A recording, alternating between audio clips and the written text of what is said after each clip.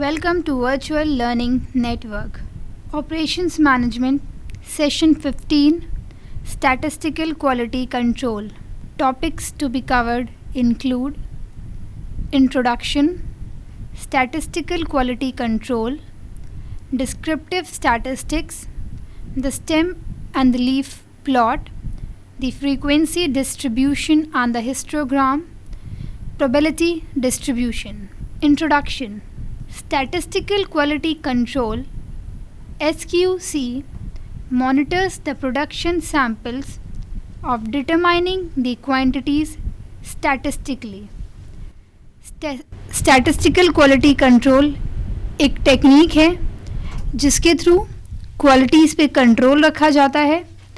Basically जो production samples होते हैं उनको एनालाइज किया जाता है, उनको मॉनिटर किया जाता है ताकि क्वांटिटीज़ पता चल सकें. अगर कोई प्रोसेस स्टैटिस्टिकल कंट्रोल में हो तभी कहा जा सकता है अगर जो उसमें वेरिएशंस हैं उसके सैंपल में वो विद इन दी लिमिट्स हैं. किसी प्रोसेस को आउट ऑफ कंट्रोल तब कहा जाता है जब उसके सैंपल में जो वेरिएशंस होते हैं वो ईज़िली लोकेट नहीं हो किए जा सकते हैं या फिर उन वेरिएशंस को इतनी ईज़िली कोई करेक्टिव एक्शन नहीं लिया जा सकता है. The information facilitates controlling and improving the process of manufacturing. Information जो होती हैं वो कंट्रोल में और मैन्युफैक्चरिंग प्रोसेस में दोनों में ही हेल्पफुल होती हैं. स्टैटिस्टिक्स एक ऐसी लैंग्वेज है जो कि इंजीनियर्स को मैन्युफैक्चरिंग में, प्रोक्योरमेंट में, मैनेजमेंट में और भी जितने फंक्शनल कंपोनेंट होते हैं बिजनेस में उसमें कम्युनिकेशन को इफ़ेक्टिव बनाता है उसकी क्वालिटी के लिए. Statistical Quality Control. Statistical Quality Control (SQC) is a method that uses various statistical sampling of units that are produced by a production process. Statistical Quality Control एक method है जो तरह तरह की स्टैटिस्टिकल सैम्पलिंग यूनिट्स को use करता है जो कि प्रोडक्शन प्रोसेस के थ्रू प्रोड्यूस होती हैं.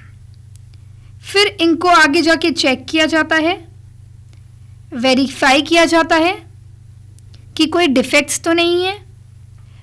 अगर कुछ डिफेक्ट्स होते हैं उनको वेरिएंस के नाम से जाना जाता है और फिर आगे जाके ये डिटरमाइन किया जाता है कि प्रोसेस कंट्रोल में है या नहीं. अगर जो डिफेक्ट्स होते हैं वो इजीली डिटेक्ट हो जाते हैं और उन पे करेक्टिव एक्शन लिया जा सकता है तो प्रोसेस कंट्रोल में होता है. अगर डिफेक्ट्स इजीली नहीं मिलते हैं और अगर मिल भी जाते हैं और कोई करेक्टिव एक्शन नहीं लिया जा सकता है, कोई रेमेडी नहीं होती है उनको ठीक करने की, दिस मीन्स कि प्रोसेस कंट्रोल में नहीं है, process is not in control. The most effective use of statistical quality control (SQC) in short generally requires cooperation among those responsible for three different types of functions, that is specification, production and inspection.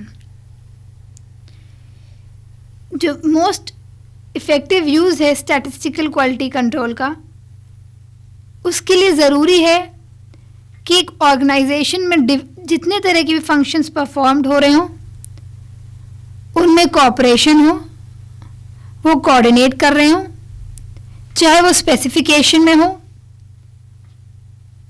चाहे वो production process में हो, चाहे वो inspection process में हो.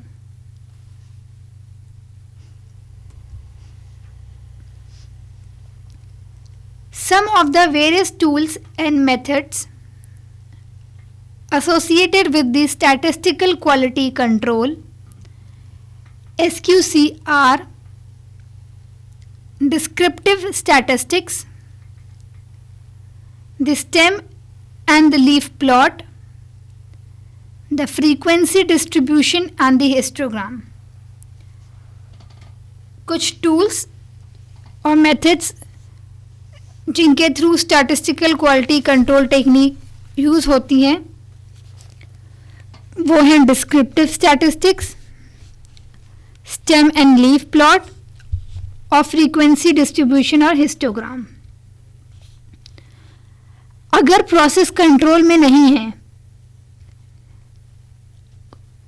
कोई corrective actions नहीं लिए जा रहे हैं, तब statistical quality control chart use होता है ताकि जो वेरिएंसेस हैं उनको हटाया जा सके.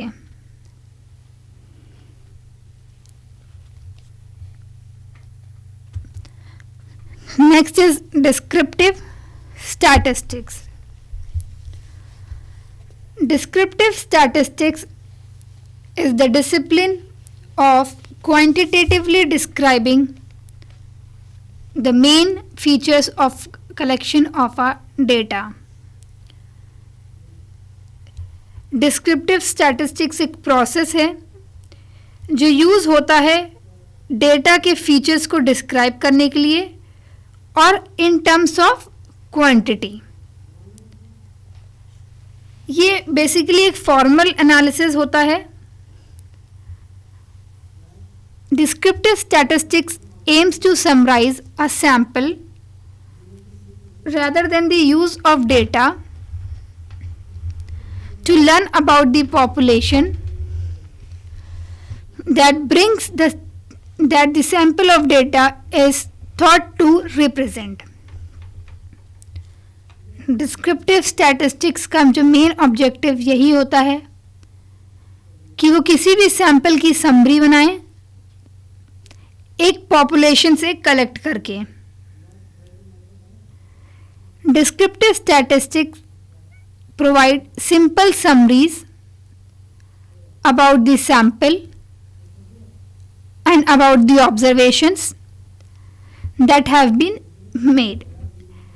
डिस्क्रिप्टिव स्टैटिस्टिक्स समरीज बताती हैं सैंपल्स की और ऑब्जर्वेशंस की. अगर हम एग्जाम्पल लें, एक कोई भी स्टडी जो ह्यूमन सब्जेक्ट्स को इन्वॉल्व कर रही है उसमें एक टेबल होगी जो इंफॉर्मेशन प्रोवाइड करेगी कि सैंपल का ओवरऑल साइज़ क्या है, सब ग्रुप क्या है सैंपल के साइजेस का, और इंफॉर्मेशन क्या है डेमोग्राफिक की या फिर क्लिनिकल कैरेक्टरिस्टिक्स की, जैसे एवरेज एज क्या है, प्रोपोर्शन क्या है सब्जेक्ट्स का हर जेंडर से. जो स्टैटिस्टिक्स होती है वो डिस्क्रिप्टिव एनालिसिस पे ज़्यादा बेस्ड होती हैं. जैसे हमने कहा कि सच समरीज में भी आइदर क्वांटिटेटिव मीन्स जैसे समरी स्टैटिस्टिक्स हो गई या विजुअल हो गई जो कि बहुत ही सिंपल होती हैं समझने के लिए. कुछ और एग्जाम्पल्स डिस्क्रिप्टिव स्टैटिस्टिक्स के हो सकते हैं जैसे मेजर्स ऑफ सेंट्रल टेंडेंसी हो गया. मेजर्स ऑफ सेंट्रल टेंडेंसी में mean, average, median, mode, weighted mean, geometric mean, arithmetic mean, harmonic mean, ये सब आता है. मेजर्स ऑफ डिस्पर्शन हो गया जिसमें हमारी range, coefficient of range, quartile range, inter quartile range, standard deviation, variance, ये सब चीज़ें आती हैं. मेजर्स ऑफ एसोसिएशन भी एक डिस्क्रिप्टिव स्टैटिस्टिकल मेजर है. क्रॉस टैबुलेशन भी एक डिस्क्रिप्टिव स्टैटिस्टिकल एनालिसिस है. कॉन्टिजेंसी टेबल भी और हिस्टोग्राम भी. डिस्क्रिप्टिव जो स्टैटिस्टिक्स है वो प्रोवाइड करती है न्यूमेरिकल और ग्राफिक प्रोसीजर्स जो कि किसी भी डेटा कलेक्शन की समरी बनाने में आसान होता है और इजी वे में और एक अंडरस्टैंडेबल वे में। डिस्क्रिप्टिवनेस measures. Descriptive statistics provide various numerical and graphical procedures. There are various measures of descriptiveness statistics. They are as follows. Descriptive statistics बहुत सारे numerical और graphical उसके measures होते हैं। जैसे पहला बताया गया है central tendency measure, जो मैंने अभी थोड़ी देर पहले डिस्कस किया है। Central tendency measure is a measure of central tendency is any way of number of ways of specifying this central value. Central tendency measure एक central value निकालती है। The following may be applied to individual dimensions of multi-dimensional data after transformation, although some of these involve their own implicit transformation of the data. कुछ measures होते हैं central tendency के, जैसे arithmetic mean. Arithmetic mean is the sum of all the measurements divided by the number of observations in the data set. Arithmetic mean हम calculate करते हैं जितना भी हमारा observation होता है उनको ऐड करके, जो इनकी मेजरमेंट्स होती हैं, सम ऑफ ऑल द ऑब्जर्वेशंस, और फिर इसको डिवाइड कर देते हैं नंबर ऑफ ऑब्जर्वेशन से, वो हमारा अर्थमेटिक मीन आ जाता है। फिर है median.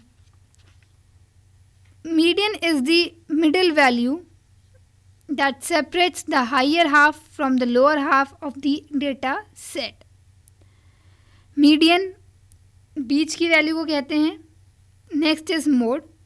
Mode computes the most frequent measurement in the data, या जो वैल्यू सबसे फ्रीक्वेंटली डेटा में आ रही है उनको मोड कहते हैं।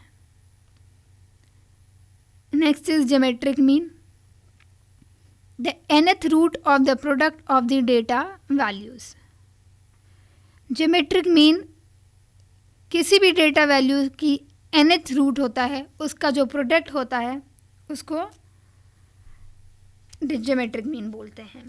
Harmonic mean is the reciprocal of the arithmetic mean of the reciprocal of the data values. Harmonic mean जो होता है वो रेसिप्रोकल होता है अर्थमेटिक मीन का।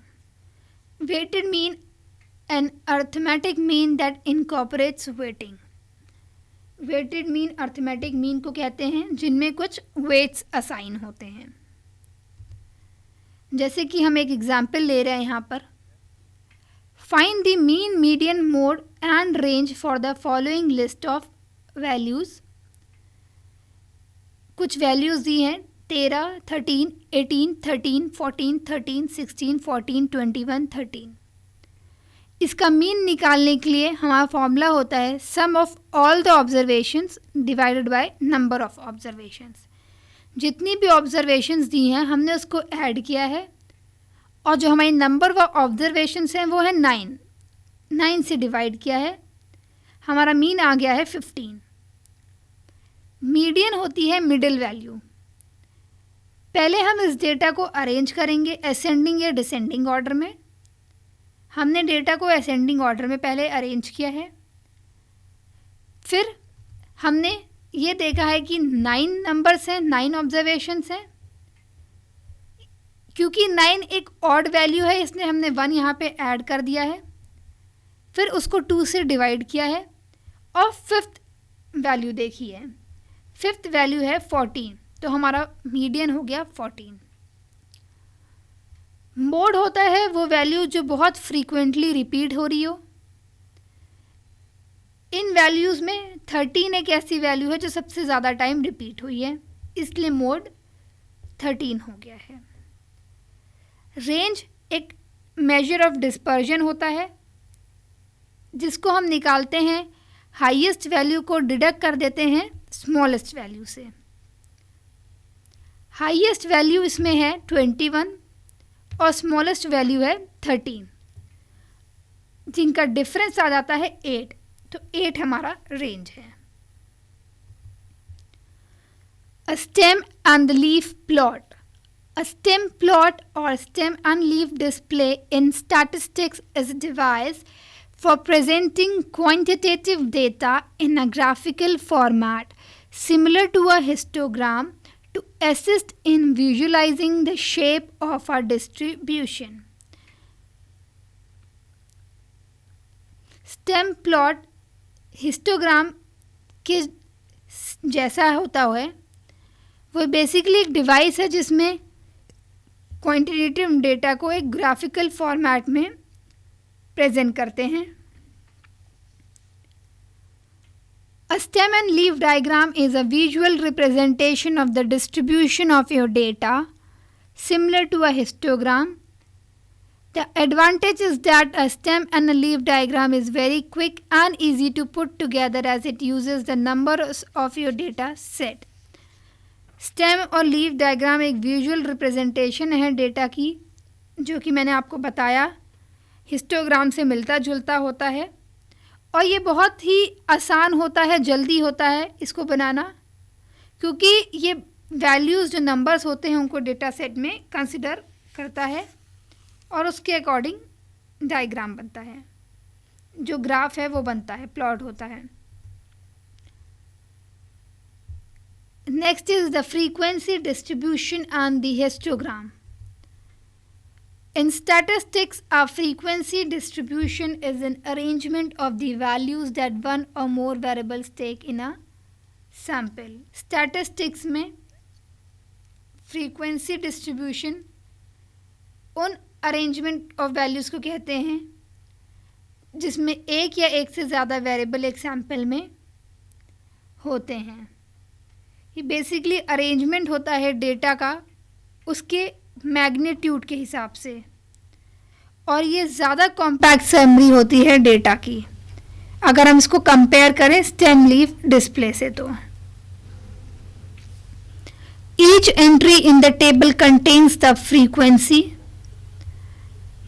और count of the occurrences of values within a particular group or interval, and in this way the table summarizes the distribution of values in the sample. Her entry table में ये बताती है कि क्या frequency है उस वैल्यू की, एक पर्टिकुलर ग्रुप या इंटरवल की। A frequency distribution shows us a summarized grouping of data divided into mutually exclusive classes and the number of occurrence in a class. Frequency distribution हमको mutually exclusive classes show करता है। In statistics, a histogram is a graphical representation showing a visual impression of the distribution of the data. Statistics में histogram एक graphical representation होता है कुछ values का। A histogram is a graphical method for displaying the shape of a distribution. It is particularly useful when there are large number of observations. Histogram graphical method होता है जो कि एक शेप बताता है, और ये यूज़फुल होता है जब हमारे पास ऑब्जर्वेशंस जो हैं वो बहुत ज़्यादा हूँ। यहाँ पे एक टेबल दी गई है जिसमें लोअर लिमिट 39.5 है फर्स्ट क्लास में, और अपर लिमिट है 49.5 जिसकी फ्रीक्वेंसी 3 है। ऐसी सेकेंड की 49.5 है और उसका अपर लिमिट 59.5 है। थर्ड क्लास की लोअर क्लास लिमिट है 59.5 और अपर क्लास लिमिट है 69.5। इन वैल्यूज से हम ये हिस्टोग्राम बनाया है और हमने देखा है कि 79.5 से 89.5 तक सबसे ज़्यादा वैल्यू लाई कर रही है, जो कि अराउंड 140-150 के करीब है। Probability distribution. A probability distribution assigns the probability to each of the possible outcomes of a random experiment. Probability distribution probability assign करता है कि क्या हैपनिंग होगी या नॉन हैपनिंग होगी एक पर्टिकुलर इवेंट की, कि अकरेंस होगी या अकरेंस नहीं होगी एक पर्टिकुलर इवेंट की। There are two types of probability distribution, दो तरह की प्रोबेबिलिटी डिस्ट्रीब्यूशन होती है, पहला है डिस्क्रीट और दूसरा है कॉन्टिन्यूअस। प्रोबेबिलिटी डिस्ट्रीब्यूशन को डिस्क्रीट तब कहते हैं जब प्रोबेबिलिटी जो होती है वो मास फंक्शन हो। डिस्क्रीट प्रोबेबिलिटी डिस्ट्रीब्यूशन भी दो तरह के होते हैं, पहला है बायनॉमियल और दूसरा है पॉइसन डिस्ट्रीब्यूशन। कोई पैरामीटर है, अगर वो मेजर किया जा सकता है कुछ वैल्यूज से, जैसे इंटीजर 0, 1, 2, तब हम प्रोबेबिलिटी डिस्ट्रीब्यूशन को डिस्क्रीट डिस्ट्रीब्यूशन कहते हैं। जो डिस्क्रीट प्रोबेबिलिटी डिस्ट्रीब्यूशन होता है वो सिर्फ एक लिमिटेड नंबर ऑफ वैल्यूज को ही ले सकता है। बायनॉमियल डिस्ट्रीब्यूशन होता है कि एक एक्सपेरिमेंट है, वो बहुत कंसिस्ट करता है बहुत सारे ट्रायल्स को, जिसमें दो या दो से ज़्यादा, जिसमें दो पॉसिबल आउटकम्स होते हैं, चाहे ये एक सक्सेस होता है और दूसरा फेलियर। जो बहुत ही ऑब्वियस एप्लीकेशन होती है वो होता है कि टेस्टिंग करना उन आइटम का। एक आइटम या तो सक्सेसफुल हो सकता है या फिर नहीं। इस डिस्ट्रीब्यूशन को हम कहते हैं बायनॉमियल डिस्ट्रीब्यूशन। इसमें जो ट्रायल्स होते हैं वो इंडिपेंडेंट होते हैं और रैंडम एक्सपेरिमेंट परफॉर्म किया जाता है फाइनाइट टाइम तक। दूसरा है हमारा पॉइसन डिस्ट्रीब्यूशन। पॉइसन डिस्ट्रीब्यूशन में जो नंबर ऑफ आउटकम्स होते हैं वो इंडिपेंडेंट होते हैं। जो पॉसिबिलिटी होती है या प्रोबेबिलिटी होती है सिंगल आउटकम की, वो प्रोपोर्शनल होती है कि टाइम इंटरवल क्या है या साइज क्या है रीजन का।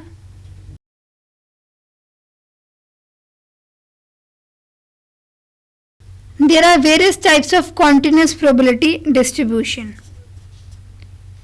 अगर कोई वेरिएबल है वो मेजर किया जा रहा है एक कॉन्टिन्यूस स्केल में, उसको कॉन्टिन्यूस डिस्ट्रीब्यूशन कहते हैं।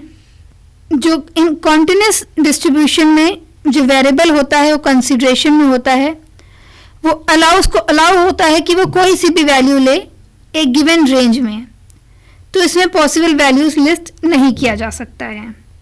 ये तीन तरह के होते हैं, पहला है नॉर्मल डिस्ट्रीब्यूशन, दूसरा है एक्सपोनेंशियल डिस्ट्रीब्यूशन और तीसरा है पॉइसन डिस्ट्रीब्यूशन। नॉर्मल डिस्ट्रीब्यूशन में जो रिलेटिव फ्रीक्वेंसीज होती हैं कॉन्टिन्यूस वेरिएबल की, वो डिस्ट्रीब्यूट की जाती हैं उनकी नॉर्मल प्रोबेबिलिटी लॉ के अकॉर्डिंग। एक्सपोनेंशियल डिस्ट्रीब्यूशन दूसरा टाइप है कॉन्टिन्यूस प्रोबेबिलिटी डिस्ट्रीब्यूशन का, और तीसरा टाइप होता है Poisson distribution. Now we have certain questions, do it yourself. First is analyze the various types of probability distribution. Second is explain the various measures of the descriptive statistics. That's all for this session. Thank you.